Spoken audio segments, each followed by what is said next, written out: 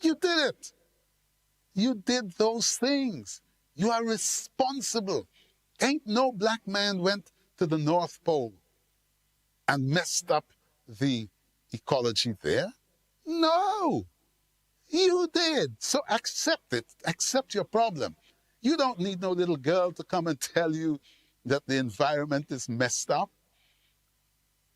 You know it, and you have known it for years. Your most intelligent people have known it for years.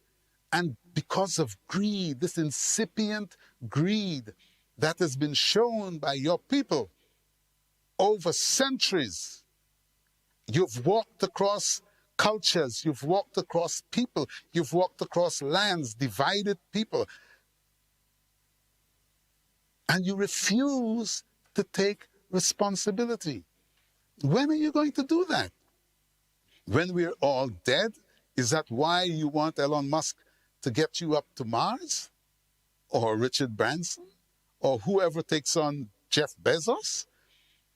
You want to get away from the madness that you've created down here? It won't work.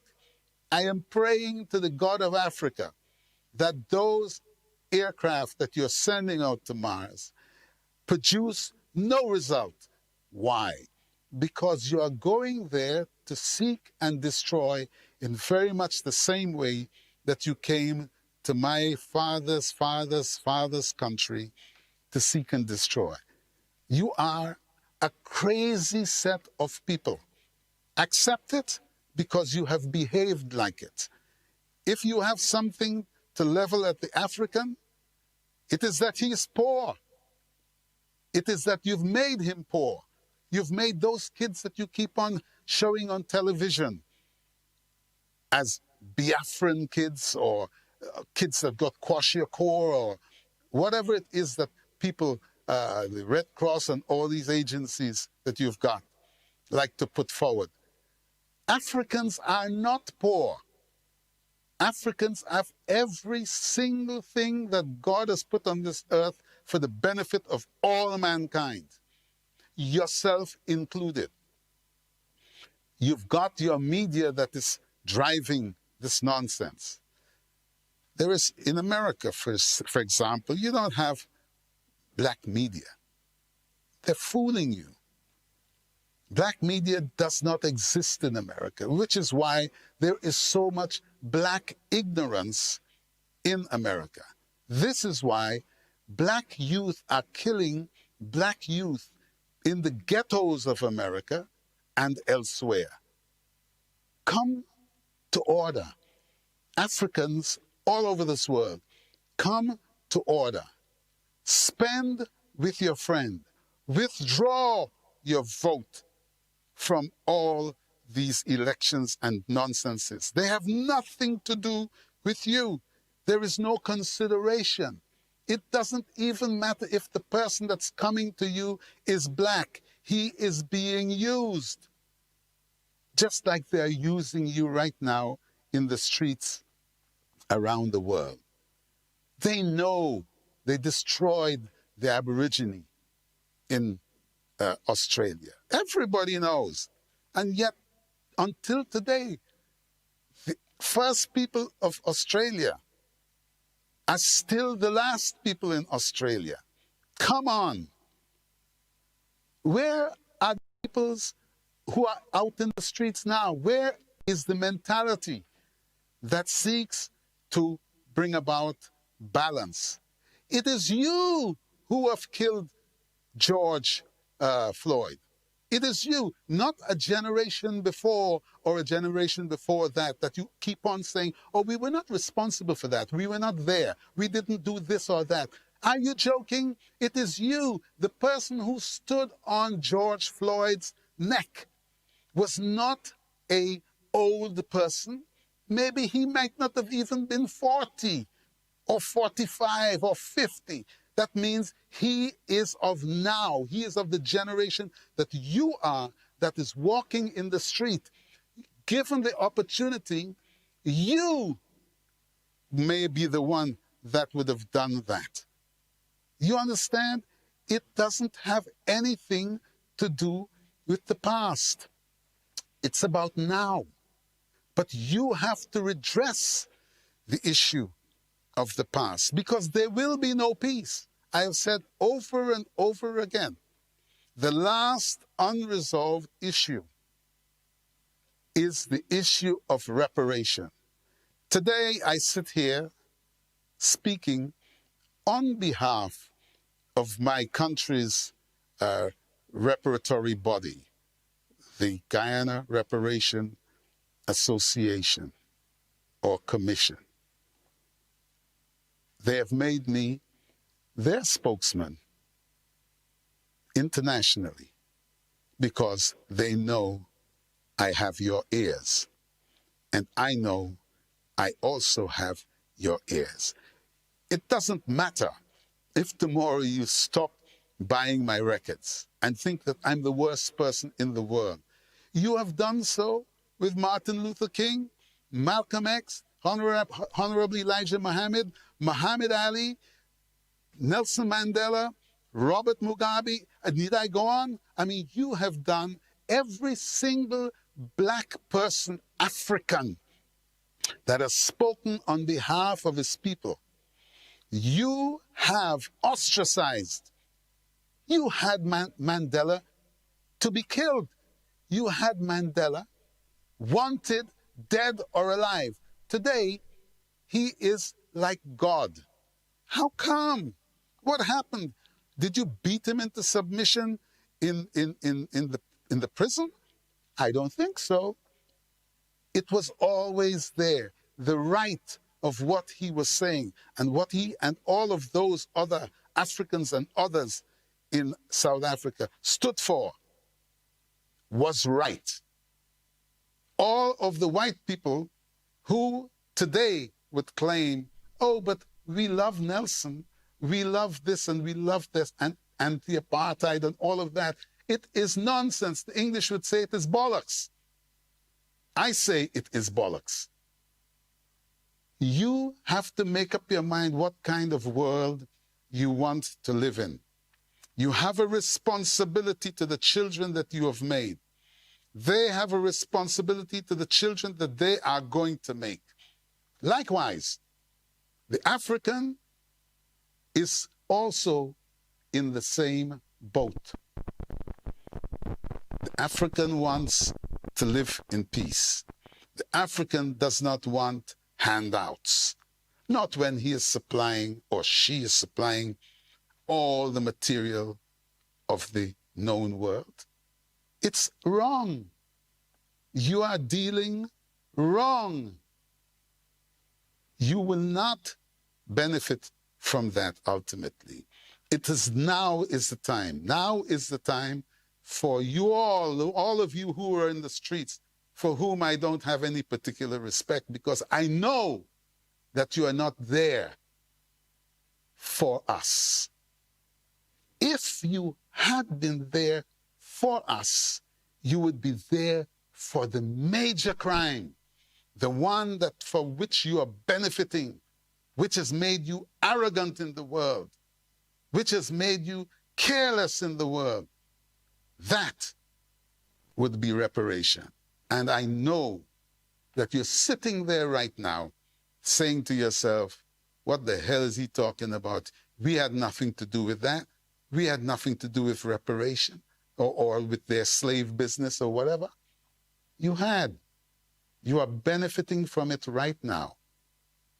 In no uncertain terms. Let's come to an arrangement. Let's understand ourselves. Let's decide we are going to live in peace. And the only way to peace is that we look after this, the outstanding matter. That's the elephant in the room that is causing the room to stink. This world is much less of a world because the white man who has engaged in African slavery refuses to deal with the matter fairly, equitably. We are not looking for your money. We're looking for equity, fairness. What is our work value? Not money. The business of slavery included us.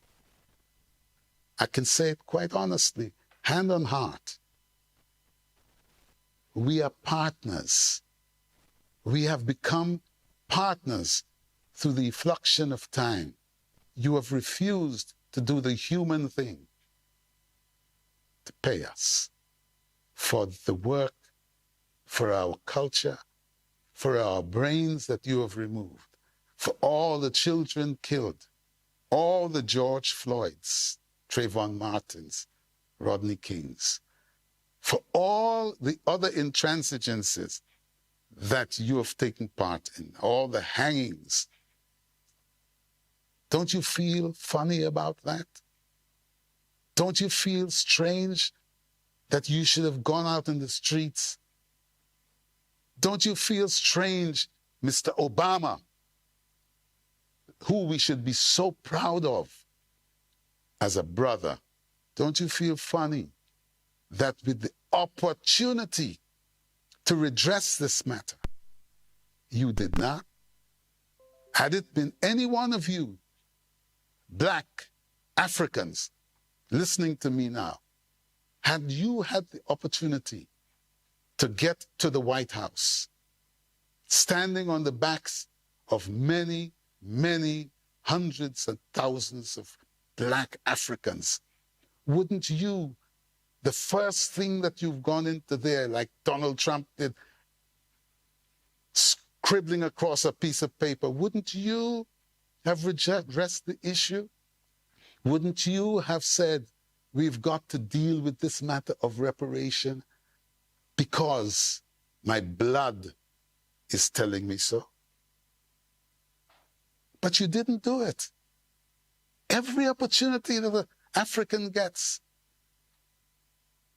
you carry an African name, Mr. Obama. It is not that I am not proud of you. We all are proud of you. But for this one thing, you made a mistake, brother. You did not do the right thing. And the right thing in your position, no white man could have said anything to you. They may have attempted to kill you. They may have attempted to remove you from office, but you would have done the most significant thing in the history of the African that has been so battered, so humiliated, that you yourself, should you walk out in the street with a hat on, they would beat the hell out of you. This is life. This is not hate. This is life. This is me, Eddie Grant, talking to you, the world, about our condition, the African condition. Had it been Chinese or Indians or whatever it is you like, and this relates to my country as well. I'm speaking also to my countrymen, because the first place for reparation is in these islands and these pieces of land in the Caribbean. The governments empowered white people and disempowered Black people. So the first point of reparation has got to be among us, our governments. Deal with the Africans fairly. Whoever you are, deal with the Africans fairly. There can be no reparation any part of the world until you show that you have got the balls, the testicular fortitude to stand in your own country and say, yes, we represent a government that was wrong. When that happens, then you will see the effect ripple around the world. And not until then will Africans get respect. And not until we stop killing each other in the ghettos and in countries in Africa will we truly know our destiny. Not until we start to buy from ourselves. Not until we start to create things for ourselves and not love the things that you see Africans Every camera is on as they run into the shops and remove Nike or Adidas or any one of these stupid brands that are worth nothing. Tomorrow, as you've broken today, tomorrow they are going to get insurance, brother. They're going to get the insurance, sister. They are going to put the prices of the items up. What was costing $100 today will cost you $110 when they reopen. What is the sense of that? I know. Listen, I saw the woman. She was crying out of her mind, doesn't know what to think, because some people are saying it was good to break these people's shops, these white people's shops, the ones in Melrose, the ones in Manhattan. She says, I don't know what to think anymore, because some people are saying it's good to break it and others are saying not. Well, I'm telling you what's going to happen. I'm not telling you whether you break or don't break. You do what the hell you like. But I can tell you this. Their insurance policies are going to pay for that. And you, being the bottom of the ladder, are going to pay a greater insurance premium as a result. And the cost of what it is that you are looking to buy, because we love to buy. Why the hell we love to consume so much? Only God knows. Maybe that also is a part of our illness. But we have got to stop. When you spend, spend with your friend. When you spend, spend with your friend. Spend with who loves you. Spend with who cares for you. Don't just be conned because somebody has got hundreds of millions of dollars to put ads on the television that would con you, that would make you start to salivate like a dog.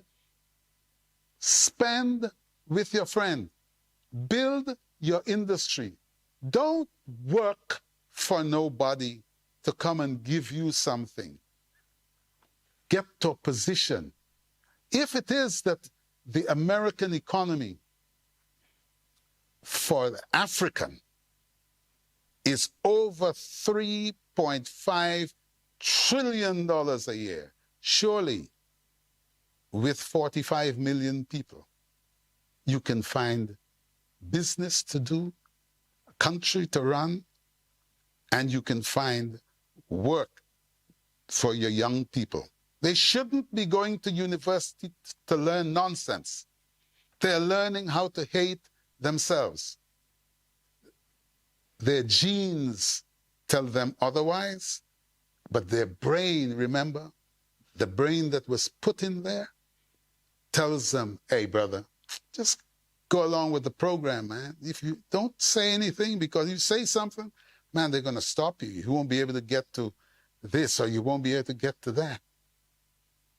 I'm calling on the entire world, in particular, those who have engaged in African enslavement the world over, to come to the table before it is too late. Come to the table and show respect. Don't tell me that you respect me because you're walking in the street with me. You're walking in the street with me. You don't respect me, because had you respected me, you would have been walking in the streets on another subject. And the subject is reparation. I thank you very much for listening to me. Don't worry. The change is going to come. Bye-bye.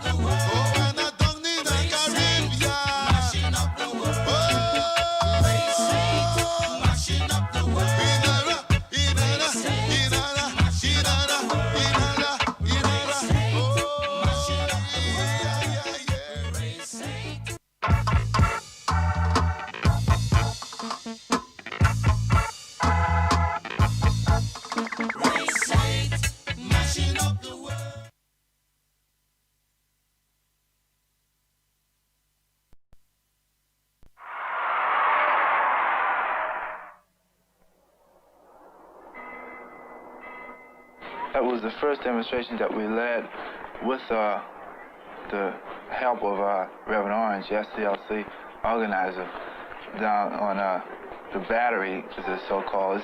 It's a historical section of Charleston. The only people around it is white, and there's big historical homes. So we wanted them to know just what was going on and how the black people felt toward the strike. So we called a total strike of the school. We call it D-Day.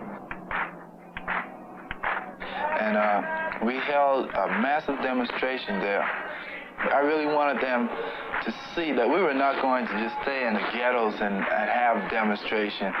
That if we could go in their own community and raise as much hell as we want to, then they know why we're raising all the hell by the hospitals and in the ghettos.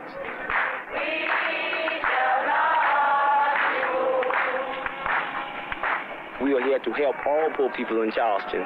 Since we will be the leaders of tomorrow and we'll be living in Charleston, we feel as if though we should come in better things now so that we wouldn't be in the same predicament that these people are in now. And we are determined that we are going to win this fight. Definitely, we may not have all the participants that we want, but we will get them eventually.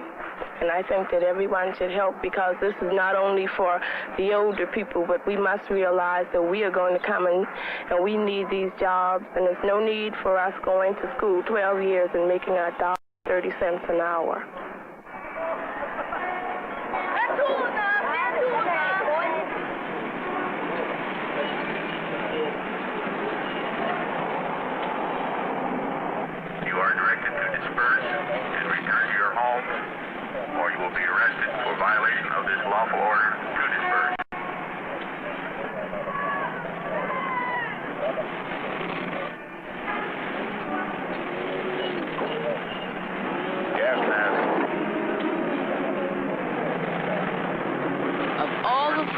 Who help us in Charleston. I feel it was the students who did the most to really help us win the strike. They went out there and they did just what was necessary. More than 1,000 of us went to jail during the strike. As a matter of fact, it was like a badge of honor to go to jail. I was in jail twice. My kids were in jail too.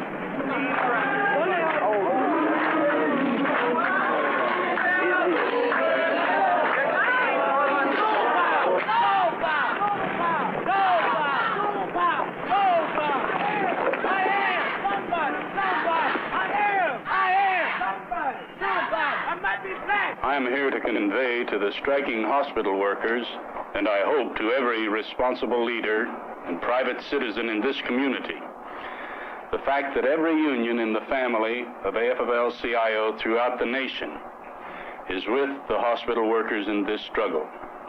We are with them, and we are prepared to stay with them until their goals, which are extremely reasonable, are attained.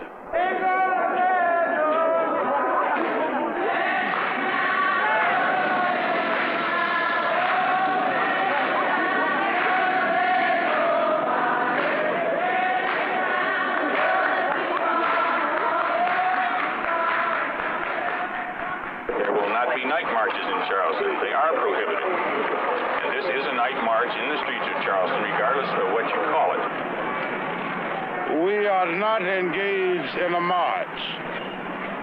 We are engaged in a prayer vigil where you pray.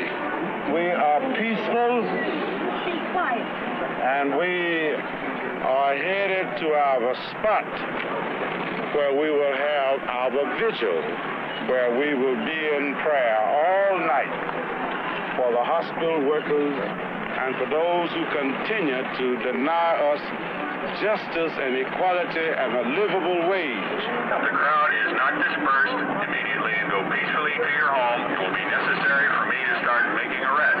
Everybody to kneel down.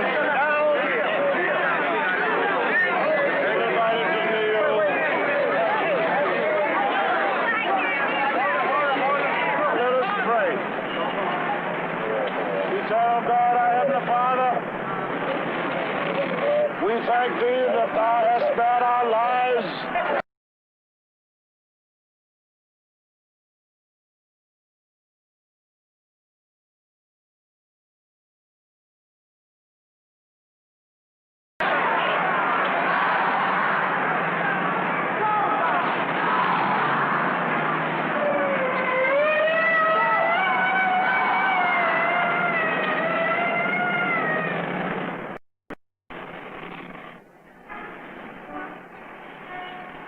you hear me back there, brother? You all right back there?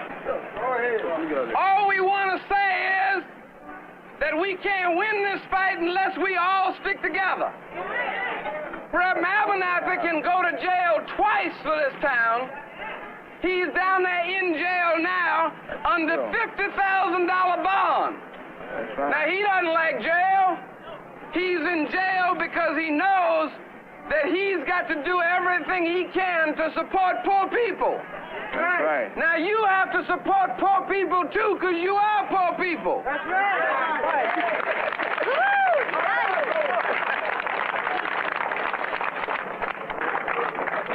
Now, the best thing we can do for ourselves is stay off King Street. Now, we're not fighting for the hospital workers. We're fighting for all poor people. And when the hospital workers make a little more money, pretty soon everybody makes a little more money. That's right.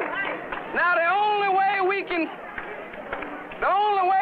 keep this thing going is if we can stay out of downtown and keep our money in our pockets. That's for sure. All right? Right. Now stay off there. Keep your money in your pocket. Hold on to it till the eagle grins. That's for sure. Mr. Young, please ask your followers to disperse. I'm talking to the officers of this state. We just want to let you know that we are marching for you. You don't get enough salary either. We're going back that way down to the next corner. Follow Brother Fold.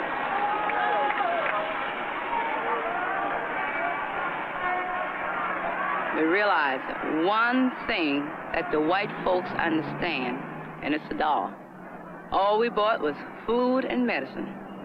And do you know, it cost the business community over $15 million. After 100 days, the medical college agreed to settle the strike. All of us went back to work at medical college, including the 12 that the administration claimed would never work in medical college again. We won wage increases of 30 to 70 cents an hour. We won a real grievance procedure, one that we could understand.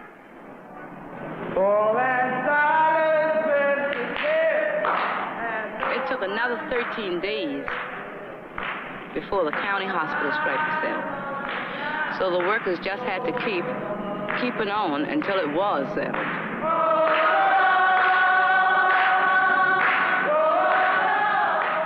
The county hospital will rehire all striking workers to job openings for which they are classified without recrimination or reprisal. 42 job openings are now available. The county council will make every effort to return the remaining workers to employment at the county hospital within a 3-month period. On behalf of the striking workers and chairman of that group, the workers of the county hospital who have been out on strike have agreed to end their strike of 113 days and return to work. In keeping with the agreement reached with the county council, we have met with members of the council for the past 3 days, and we are confident that all workers will be reinstated in much less than the 90 days mentioned in the agreement. The 65 striking workers are dedicated to the Charleston County Hospital, but also to one another. We are returning in a new relationship of mutual respect and dignity between the workers, the county council, the hospital administration, and the entire community. Ms. Simmons, what do you think this strike has accomplished? Well, we gain recognition as human beings, for one. We gain that recognition as human beings. The strike was one of the hardest and most important periods of my life. We had to fight the whole power structure of Charleston and of South Carolina. We were up against Governor McNair, Mendel Rivers, and Strom Thurmond, just because we wanted to have a union. But we proved to everybody that we could stand and fight together, that we were ready to sacrifice, and that we would go to jail. And if I didn't learn but one thing, it was that if you are ready and willing to fight for yourself, other folks will be ready and willing to fight for you. We learned that you gotta be together. That's what a union is all about. We built a winning combination of 1199 Union Power and Soul Power. Is here to stay in Charleston.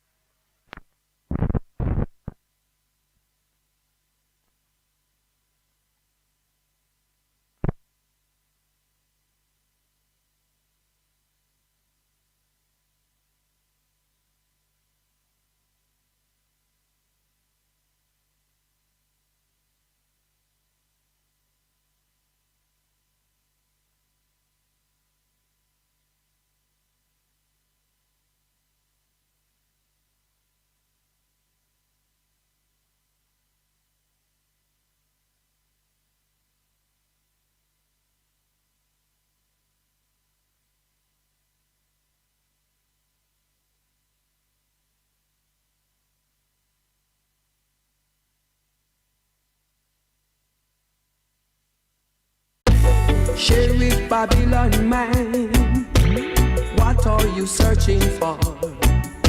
I don't have no marijuana, I don't have no ganja. I want to be free to travel across the border. Free up natty dreadlocks, free up the dreadlocks man.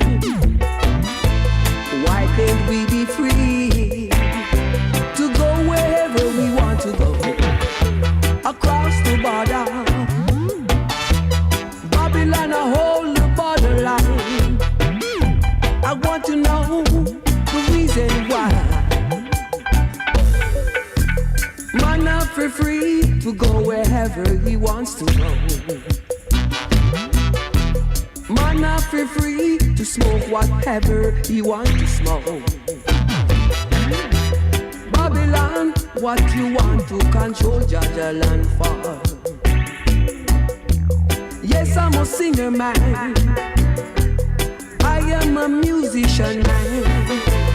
Why can't we be free to go wherever we want to go in a Babylon? I don't know the reason why Babylon I hold the borderline. Boy, yo, Sheriff, let go the dreadlocks man. Make we move across the borderline. Sheriff Babylon man, Mr. Babylon man. Boy, boy, boy. Every time I enter the borderline, here comes the Babylon, here comes the sheriff man, asking where is my identification, where is my passport, and where is my DNA card. Boy, boy, boy. Man have to free, fi travel over borderline. Boy, yo. Man have to free, fi travel wherever he wants to go.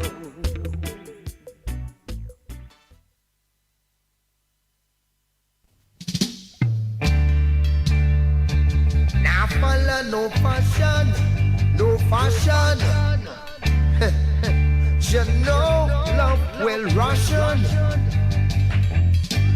Hey, but away. Oh, now go follow, now go follow, now go follow. Me say me nah follow no fashion, no. Jump. Me say me nah go turn no yes man, no. If you're wrong, say you're wrong. Nah follow no fashion, no. German, horse, on your love well Russian, yes.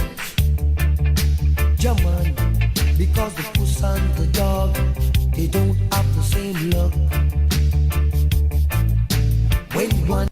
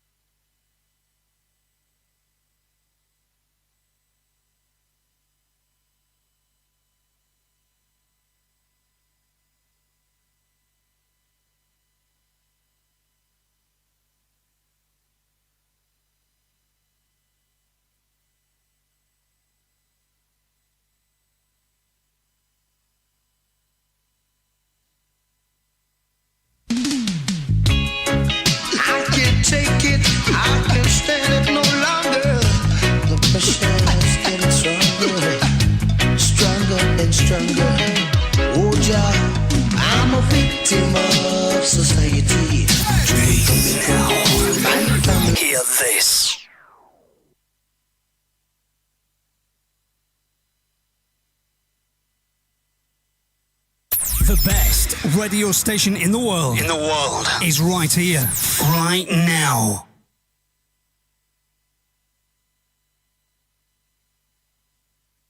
Wait a minute. Hear this.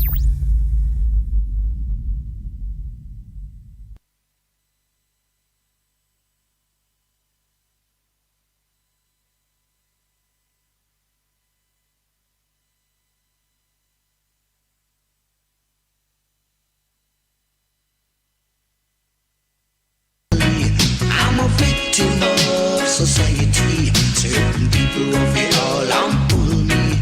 Separation, tribulations, all I see. Yeah, but all the fight and my fight, you know, your fight still in me. Who they watch them? Say some of them try to decipher, but that I know set them up a long time for wait. If they think they would see, I and I turn to folly. I wouldn't do that, oh no, I wouldn't do that, oh no. But I'm a victim of society, true, I'm coming from a poor man family.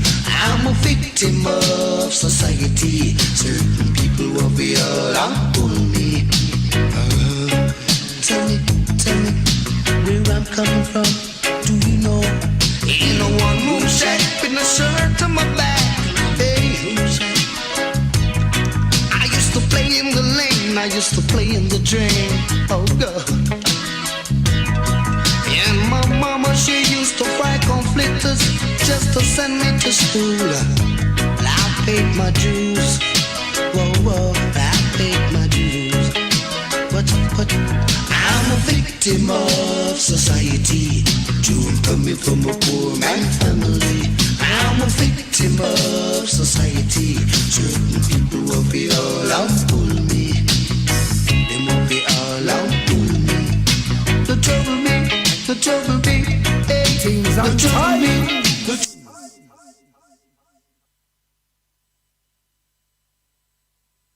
Things and times. Things and times. Channel of enlightenment. You're in tune to the #1 internet station. Things and times.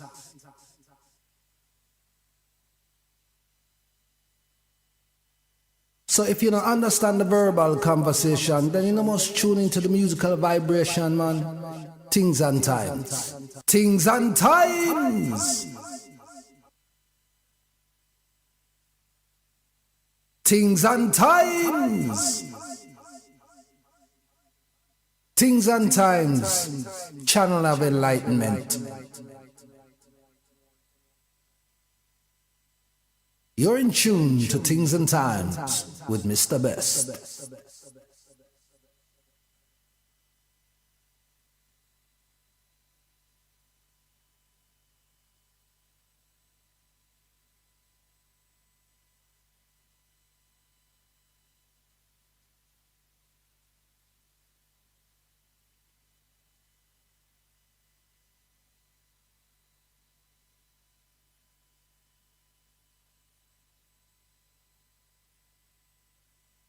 Things and times. Things and times. Channel of enlightenment. You're Things and times. Things and times. Channel of enlightenment. You're in tune to Things and Times with Mr. Best. Things and Times. Hey, anyone.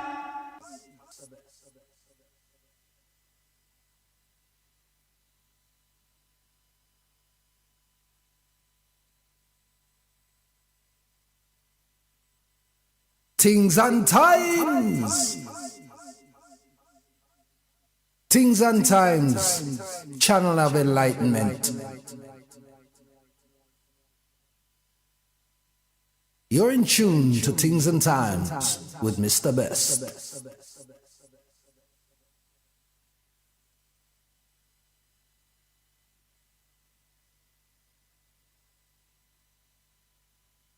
Things and Times. Things and Times. Channel of enlightenment. You're in tune to Things and Times with Mr. Best.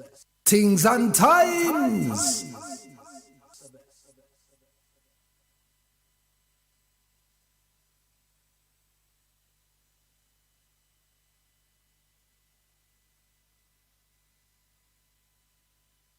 Things and Times. Things and Times. Channel of enlightenment. You're in tune to Things and Times with Mr. Best.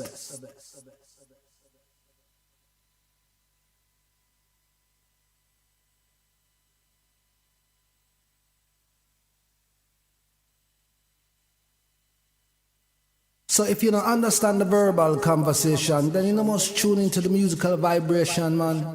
Things and times. Things and times.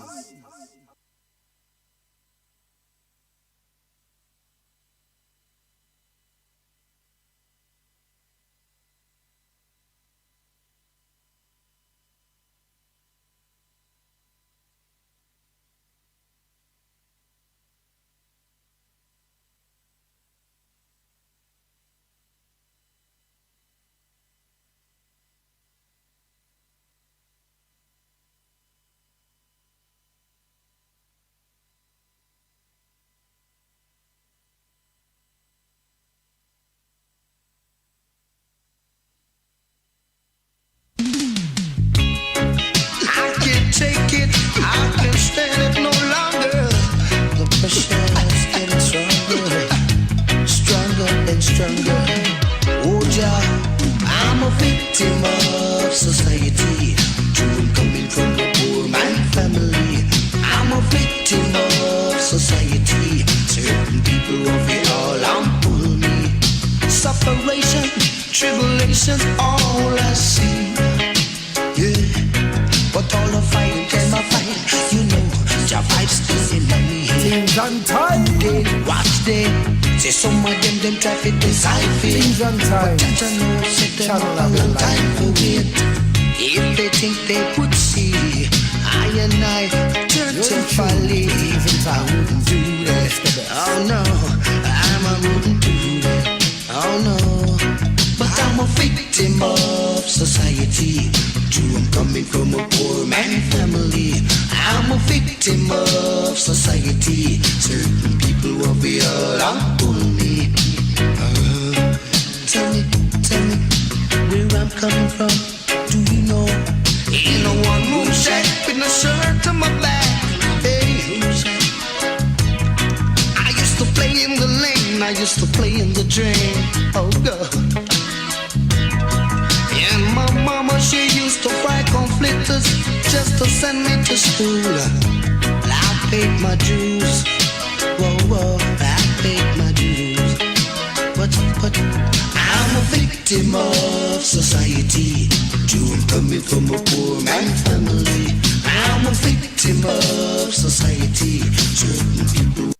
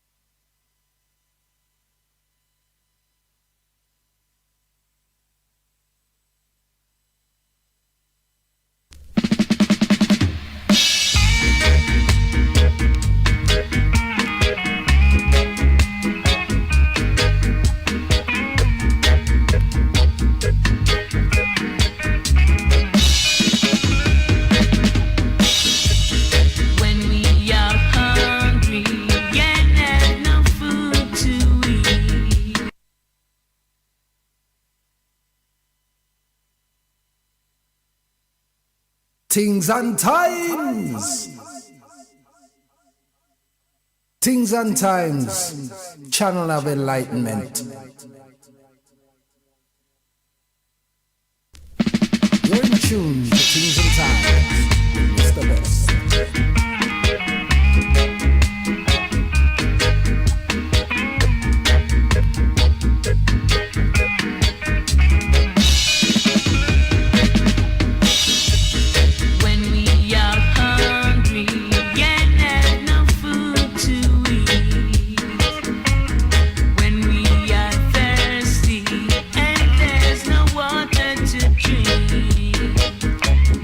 We won't give up from praying.